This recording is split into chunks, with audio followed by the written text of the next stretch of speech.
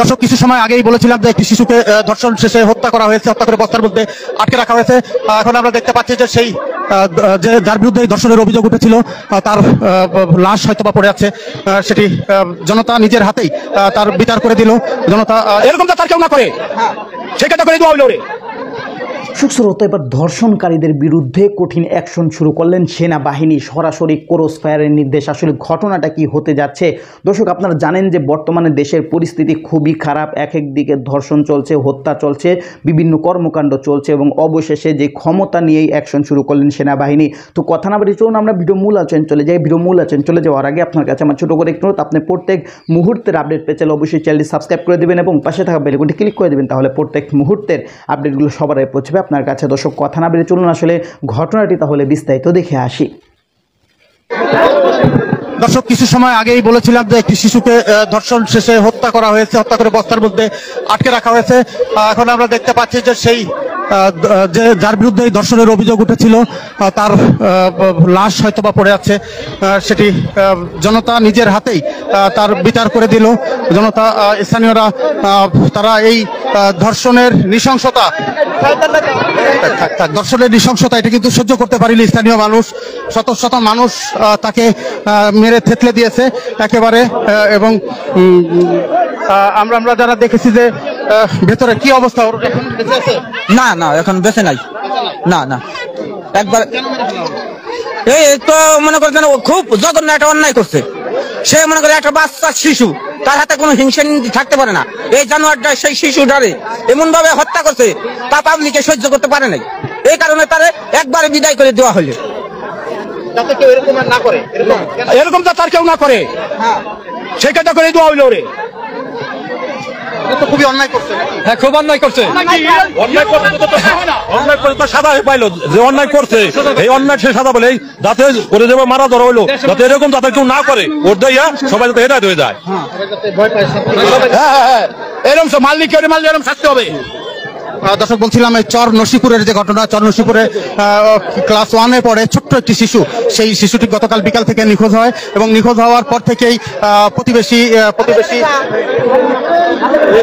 প্রতিবেশী হায়দারের বাড়িতে তার লাশ আজকে সন্ধ্যায় এসে পুলিশ খুঁজে পায় বা উদ্ধার করে, লাশ উদ্ধার করে। কিন্তু এই খবর পেয়ে শত শত মানুষ, গ্রামের শত শত মানুষ তারা কিন্তু এখানে ছুটে এসেছে এবং এই দৃশ্য দেখে তারা সহ্য করতে পারেনি।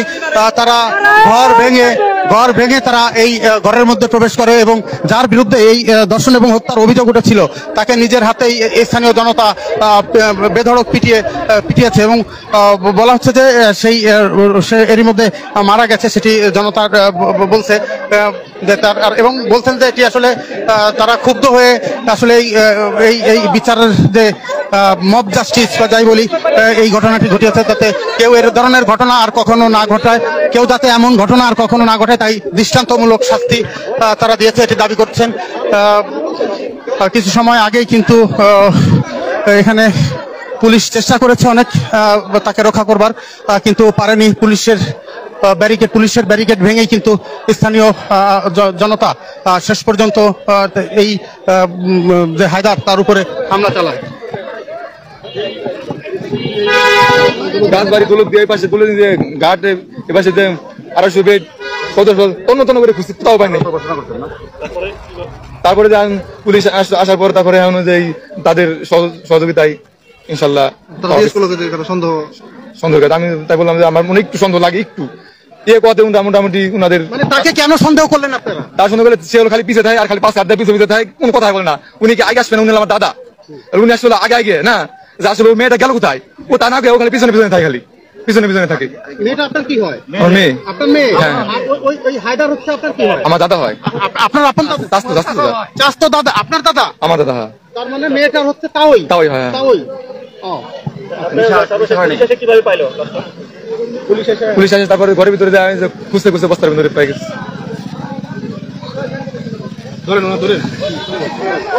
আসলে বলার মতো কোন, এটা এমন একটা ঘটনা হৃদয় বিদারক, এটা বলার মতো ঘটনা না। কারণ এই মানুষটা আসলে ছিল পরিবার ছাড়া একটা সময়, আর আমরা শুনছি ইতিপূর্বে, মানে বাপ দাদাদের কাছ থেকে শুনছি এই লোকটা একটা পশুর মতো ছিল, আগেও খুনি ছিল, কিন্তু ওনারে দিয়া আমরা বিন্দুমাত্র সন্দেহ করি না কেন, ছোট একটা বাচ্চা মানুষের সাথে মিশে থাকে, মানুষের তো পরিবর্তন হয়। তো ওনার সাথে আমরা আজকেও কথা বলছি, যে জিজ্ঞাসা করছি, আমাদের দোকান আছে গেছিল, আমি বললাম যে ভাই কি অবস্থা, তো উনি বলতেছে এই অবস্থায় ভাল লাগে নাকি কেমন কি। তখনই মানে মানুষের ভিতরে একটা সন্দেহের সৃষ্টি হয়েছে যে আসলে একটা মানুষ সবাই যখন মানে আহাদারি প্রায় এলাকা জুড়ে আহাদারি দেয়, যখন এটা খবর শুনতে, একটা সন্তান যখন মানুষের হারাই দেয়, একটা সন্তান যখন মানে বাড়িতে থাকে না, একটা বাবা মার কি অবস্থা হয় সেটা বুঝেন। আমরা সকালবেলা মাইকিং করার চেষ্টা করছি, যতটুকু সম্ভব চেষ্টা করছি, পরে কোনোভাবেই কোনো সন্ধান হচ্ছে না। মানুষের একটাই সন্দেহ, হয় পানিতে পড়তে পারে ছোট বাচ্চা, আর না হলে কারো হাতে পড়ে গেছে ছিনতাইকারী বা এমন কিছু হতে পারে, আমাদের ধারণা ছিল। কিন্তু আমরা জানি না যে ঘরের ভিতরে এই পশু থাইকা এই পশুটা এই বাচ্চাটার সাথে কি নির্মম আচরণ করছে, আমরা জানি না। কারণ তার কোনো ওয়াইফ ছিল না, কিছু ছিল না, আমরা জানি না তার সাথে দর্শন করতে কিনা। কিন্তু আমরা এইটুকুতে খুব খুশি, আল্লাহ তাআলার যে একটা বিচার আছে, যে দর্শন করছে তার শাস্তি মৃত্যুদণ্ড, আজকে এলাকাবাসী তার উপযুক্ত শাস্তি দিচ্ছে, আমরা সকলে খুশি এবং ধন্যবাদ জানাতে চাই প্রশাসনকে।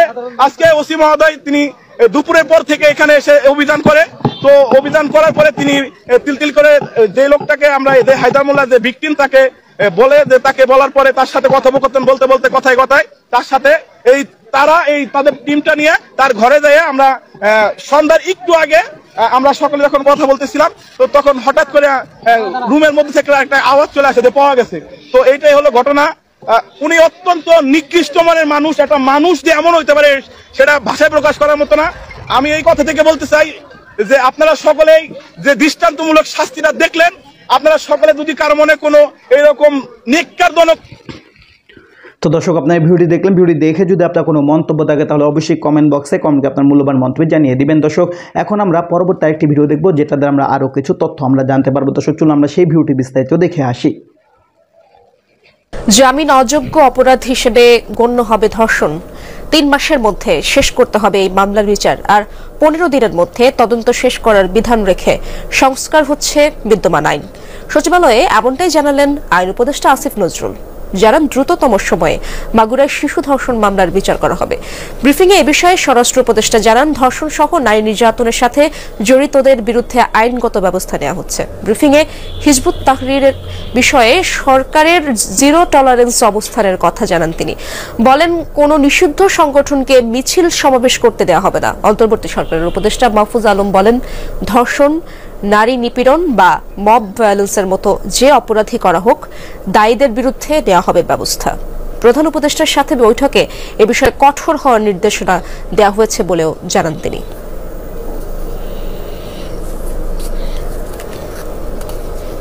রমজান ও আসন্ন ঈদে সাধারণ জনগণের বাড়ি যাত্রা নিরাপদ ও নির্বিঘ্ন করার লক্ষ্যে মহাসড়ক সমূহে চাঁদাবাজি ও ছিনতাই রোধে প্রয়োজনীয় ব্যবস্থা গ্রহণ করে আইন শৃঙ্খলা বাহিনীকে প্রয়োজনীয় নির্দেশ দেওয়া হয়েছে। বিচারের জন্য আগে সময় ছিল সেটা আমরা অর্ধেক করে দিচ্ছি। 90 দিনের মধ্যে ধর্ষণের মামলায় 90 দিনের মধ্যে বিচার করতে হবে। ধর্ষণের মামলা 15 দিনের মধ্যে তদন্ত কাজ শেষ করতে হবে। যে অপরাধী হোক না কেন, এটা কোনো জাতপাত ধর্ম বর্ণ।